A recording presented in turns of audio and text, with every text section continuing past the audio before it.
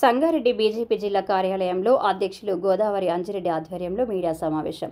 రానున్న స్థానిక సంస్థల ఎన్నికల్లో బీజేపీ గెలిపే లక్ష్యంగా ప్రతి కార్యకర్త కృషి చేయాలని బీజేపీ రాష్ట్ర ప్రధాన కార్యదర్శి గజ్జల ప్రేమేందర్ రెడ్డి అన్నారు. కంది బీజేపీ జిల్లా పార్టీ కార్యాలయంలో ఎమర్జెన్సీ ప్రకటించి 50 సంవత్సరాలు గడిచిన సందర్భంగా ఎమర్జెన్సీలో పాల్గొన్న వారికి జిల్లా బీజేపీ అధ్యక్షురాలు గోదావరి అంజిరెడ్డి ఆధ్వర్యంలో సన్మాన కార్యక్రమం నిర్వహించారు. కార్యక్రమానికి ముఖ్య అతిథిగా గజ్జల ప్రేమేందర్ రెడ్డి, మాజీ ఎమ్మెల్యేలు రత్నం, భూపాల్ రెడ్డిలు హాజరయ్యారు. దేశానికి నష్టం కలిగించే విధానాలను కాంగ్రెస్ ప్రభుత్వం అమలు చేసిందని ప్రేమేందర్ రెడ్డి అన్నారు. 6 గ్యారంటీలతో మాయమాటలు చేసిన కాంగ్రెస్ పార్టీని రానున్న స్థానిక సంస్థల ఎన్నికల్లో చిత్తుగా ఓడించాలని పిలుపునిచ్చారు. కార్యక్రమంలో దేశ్ పాండే, రాజశేఖర్ రెడ్డి, డాక్టర్ రాజుగౌడ్, విజయ్, బీజేపీ నాయకులు, కార్యకర్తలు పాల్గొన్నారు. మాట్లాడవలసిందా ప్రెస్ వాళ్ళతో మాట్లాడి మరి అన్ని విషయాలు కూడా చెప్పుకోవాల్సిందిగా కోరుతున్నాను. ఈ యొక్క సమావేశానికి విచ్చేసిన మాజీ శాసనసభ్యులు, భారతీయ జనతా పార్టీ రాష్ట్ర నాయకులు శ్రీ కెఎస్ రత్నం గారు, జిల్లా అధ్యక్షురాలు, ఇతర బీజేపీ నాయకులు, మీడియా మిత్రులు అందరికీ నమస్తే.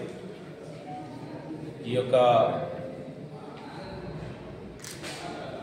రాజ్యాంగాన్ని హత్య చేసిన దినం పేరుతో భారతీయ జనతా పార్టీ తెలంగాణ వ్యాప్తంగా అన్ని జిల్లాలలో ఇలాంటి కార్యక్రమాలు నిర్వహిస్తున్నది. రేపు ఎల్లుండి అనేక చోట్ల యువజన సమ్మేళనాలు మండల స్థాయిలో అనేక చోట్ల ఉన్నాయి. యువతకు కూడా ఈ కాంగ్రెస్ పార్టీ యొక్క అరాచకాల గురించి, కాంగ్రెస్ పార్టీ రాజ్యాంగాన్ని ఎట్లా హత్య చేసింది, రాజ్యాంగ విలువలను ఎట్లా దెబ్బతీసింది, అనేక సార్లు రాజ్యాంగానికి మరి తూర్పు పొడిచిన యొక్క పార్టీ కాంగ్రెస్ పార్టీ. అంటే వెనుకటికి పిల్లి ఎలకలను తిని హాజీ యాత్రకు పోయిందట. అట్లా కాంగ్రెస్ పార్టీ రాజ్యాంగాన్ని అనేక సార్లు హత్య చేసి రాజ్యాంగాన్ని కాపాడాలని చెప్పి పుస్తకం పట్టుకొని తిరుగుతుంది. అటువంటి యొక్క నక్క జిత్తుల యొక్క పార్టీ కాంగ్రెస్ పార్టీ దేశానికి ఎన్నో విధాలుగా నష్టం చేసిన పార్టీ కాంగ్రెస్ పార్టీ. దాన్ని దేశ ప్రజలు ఎవరు మర్చిపోలేదు. 50 సంవత్సరాలు అయింది ఈ యొక్క ఎమర్జెన్సీ పెట్టి. అంతకంటే రాజ్యాంగాన్ని హత్య చేయడం ఉన్నది. ఇప్పటి వరకు దేశంలో ఎవరు కూడా అసలు రాజ్యాంగాన్ని మొత్తం ప్రాథమిక హక్కులను రద్దు చేసే ఒక ఎమర్జెన్సీని ఏ పార్టీ, ఏ ప్రభుత్వం కూడా విధించలేదు, కేవలం కాంగ్రెస్ పార్టీలో. కాబట్టి ఈ సందర్భంగా నేను తెలంగాణ ప్రజలందరికీ కూడా ఈ కాంగ్రెస్ పార్టీకి తగిన బుద్ధి చెప్పవలసిందిగా కోరుతూ, ఇప్పుడే హైకోర్టు స్థానిక సంస్థల ఎన్నికల గురించి తీర్పు వెలువరించింది. దాన్ని భారతీయ జనతా పార్టీ స్వాగతం పలుకుతున్నది. తప్పక రాబోయే రోజుల్లో ఈ యొక్క స్థానిక సంస్థలన్నిటికీ కూడా ఎన్నికలు నిర్వహించాలని రాష్ట్ర ప్రభుత్వాన్ని మేము డిమాండ్ చేస్తున్నాం. 6 గ్యారెంటీలు, 420 హామీల పేరుతోని మాయమాటలు చెప్పిన కాంగ్రెస్ పార్టీని చిత్తుగా రాబోయే స్థానిక సంస్థలను ఓడించాలని కూడా నేను తెలంగాణ ప్రజలకు విజ్ఞప్తి చేస్తున్నా. కాంగ్రెస్ పార్టీతో పాటుగా 10 సంవత్సరాలు తెలంగాణ రాష్ట్రాన్ని పరిపాలించి అవినీతినే ప్రధానంగా చేసుకొని కుటుంబ పరిపాలనను ఇవాళ తెలంగాణ రాష్ట్రం తలెత్తుకోకుండా చేసిన యొక్క బీఆర్ఎస్ పార్టీకి కూడా తగిన బుద్ధి చెప్పాలి ప్రజలని చెప్పి నేను కోరుతున్నా. కాళేశ్వరం నుంచి మొదలుకొని అనేక రకాల విద్యుత్ కొనుగోలు కావచ్చు, ఇంకా మిగతా అనేక విషయాల్లో కానీ, ముఖ్యంగా టెలిఫోన్ ట్యాపింగ్ అంతకంటే నీచమైన, అంతకంటే దుర్మార్గమైన చర్య ఒకటి ఉన్నది.